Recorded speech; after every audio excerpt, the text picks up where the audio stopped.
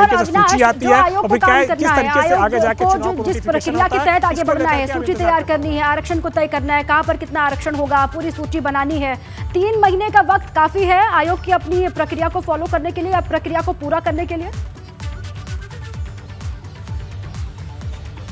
देखिए, अब supreme court का आदेश है, आयोग को अगर लगता है कि 3 महीने की प्रक्रिया जो है उस पर पूरा नहीं हो पाएगा तो सुप्रीम कोर्ट में अपील करवा सकती है उत्तर प्रदेश सरकार के जरिए, और यह तर्क बताया जा सकता है कि क्यों नहीं 3 महीने में रिपोर्ट पूरी की जा सकती है। लेकिन उसके बाद निर्णय करना सुप्रीम कोर्ट में आता है, सुप्रीम कोर्ट के हाथ में। फिलहाल सुप्रीम कोर्ट ने आदेश दे दिया है कि 31 मार्च 2023 तक आयोग को अपनी रिपोर्ट तैयार करनी होगी। तो आयोग के सामने चाहे मुश्किल हो, चुनौती हो, जो भी हो, उसको अब 31 मार्च 2023 तक रिपोर्ट तैयार करनी ही होगी। और अगर कोई बड़ी बाधाएं आती है, कोई बड़ी चुनौती आती है, तो उसको लेकर के वो सुप्रीम कोर्ट को जानकारी दे सकती है। तो शायद सुप्रीम कोर्ट फिर अपनी ओर से कोई समय सीमा बढ़ा दे। लेकिन आज के आदेश के अनुसार अब कुछ भी हो, आयोग को 31 मार्च 2023 तक अपनी रिपोर्ट तैयार। ये बहुत ही कम निवेश पर पैकर्स एंड मूवर्स बिजनेस शुरू करके महीने का 5 लाख कमाते हैं। इनसे सीखना है तो फ्रीडम ऐप को अभी डाउनलोड कीजिए। करनी होगी।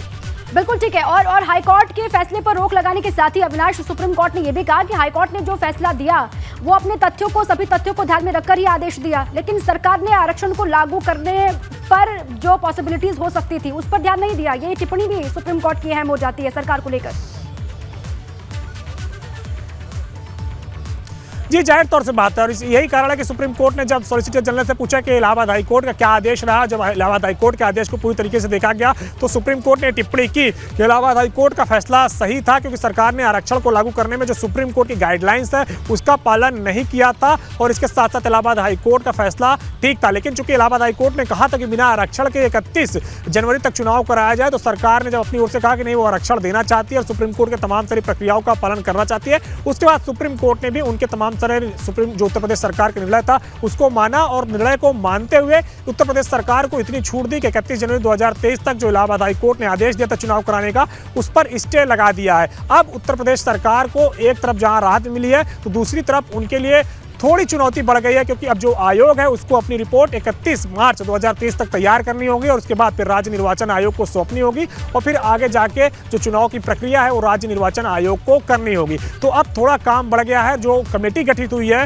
वो जो ओबीसी आरक्षण को लेकर के, उसको अब थोड़ा ज़्यादा मशक्कत करना पड़ेगा, थोड़ा ज़्यादा काम करना पड़ेगा, जिससे कि रिपोर्ट तय समय सीमा के अंदर तैयार कर सके, और तय समय सीमा के अंदर रिपोर्ट तैयार करके राज्य निर्वाचन आयोग को दे सके, जिससे कि आगे चुनाव का रास्ता साफ हो सके। बिल्कुल, और दोनों ही सरकार तो इसको अपनी जीत एक तरीके से बता भी रही है। हमने देखा था जब हाईकोर्ट का फैसला आया था तो लगातार रिएक्शंस भी आए थे सरकार की तरफ से भी, खुद सीएम ने भी ट्वीट किया था, डिप्टी सीएम का भी ट्वीट हमने तब भी देखा था, और आज के फैसले के बाद भी ट्वीट लगातार किए जा रहे हैं और अपनी जीत के तौर पर इसको दिखाया जा रहा है। समाजवादी पार्टी भी, अविनाश, इसको अपनी जीत बता रही है। कहा जा रहा है कि हम अर्जी लेकर के कोर्ट में, उसके बाद सुनवाई हुई, जिसके बाद ये मामला सुप्रीम कोर्ट पहुंचता है, फिर सुप्रीम कोर्ट हाईकोर्ट के फैसले पर रोक लगाती है। अब दोनों ही दलों की तरफ से इसको अपनी जीत बताई जा रही है। अविनाश।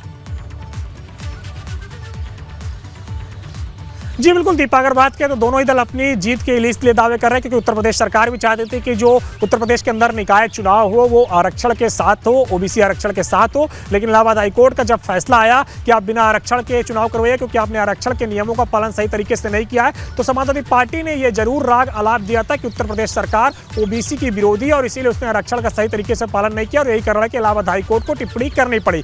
लेकिन जब आज सुप्रीम कोर्ट से राहत मिली, उत्तर प्रदेश सरकार ने उसके पहले ही कमीशन वगैरह नियुक्त कर लिया था, तो सुप्रीम कोर्ट ने जैसे ही राहत मिली तो वो उस टिप्पणी की जवाब है जो अखिलेश यादव समेत तमाम सारे विपक्षी दल के नेताओं ने की थी जब इलाहाबाद हाईकोर्ट का फैसला आया था। लेकिन इसमें भी समाजवादी पार्टी अपनी ओर से कह रही कि हमने भी अपनी ओर से सुप्रीम कोर्ट में अपील दायर की थी और हमने भी तमाम सारी कोशिशें की थी, इसलिए सरकार के ऊपर दबाव बना। हालांकि राजनीतिक पार्टियां चाहे अब कुछ भी कहें, अब जब आमना सामना उनका निकाय चुनाव में होगा तब देखना होगा कि कितनी सीटें निकाय चुनाव के अंदर कौन सी पार्टी जीतती है, क्योंकि दोनों ही पार्टियां लगातार तैयारियां कर रही हैं। और अगर आप देखें दीपा, तो अब ये चुनाव और भी ज़्यादा दिलचस्प हो जाएगा, क्योंकि जैसे ही ये चुनाव अगर पूरी प्रक्रिया के साथ आगे बढ़ता है और कोई बाधा अब नहीं आती है, तो ये तय मान के चलिए कि अप्रैल के आखिरी हफ्ते में या मई के पहले हफ्ते में चुनाव होगा। और जब ऐसे में मई के पहले हफ्ते में चुनाव होगा तो जब उसके बाद नतीजे आएंगे तो लोकसभा चुनाव में 1 साल से भी कम का समय बचेगा, और ऐसे में दोनों पार्टियों में से जो सबसे ज्यादा निकाय की सीटें जीतेगी वो जाहिर तौर से बात है लोकसभा चुनाव के लिए मोमेंटम बनाएंगी और इसको लेकर प्रचार करेंगी कि स्थानीय स्तर पर, निकायों के स्तर पर, निचले स्तर पर लोगों के अंदर किस तरीके का का जो एक रुख है पार्टियों को लेकर के वो भी देखने को मिलेगा। इसलिए अब दोनों ही पार्टियों को ताकत ज़्यादा लगानी होगी निकाय चुनाव में, जिससे कि आगे लोकसभा का जो चुनाव आने वाला है उसके लिए मोमेंटम क्रिएट किया जा सके। लेकिन अब फिलहाल सभी को इंतजार करना होगा, कोई भी अपनी जीत बताए, कोई भी अपनी हार बताए, सब अपने अपने लिए खुश हो सकते हैं। लेकिन सुप्रीम कोर्ट का आदेश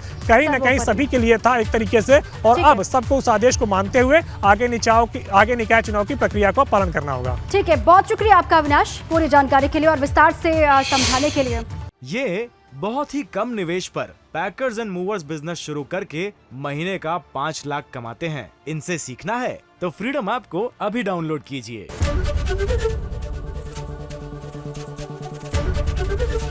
एबीपी गंगा, खबर आपकी, जुबान आपकी।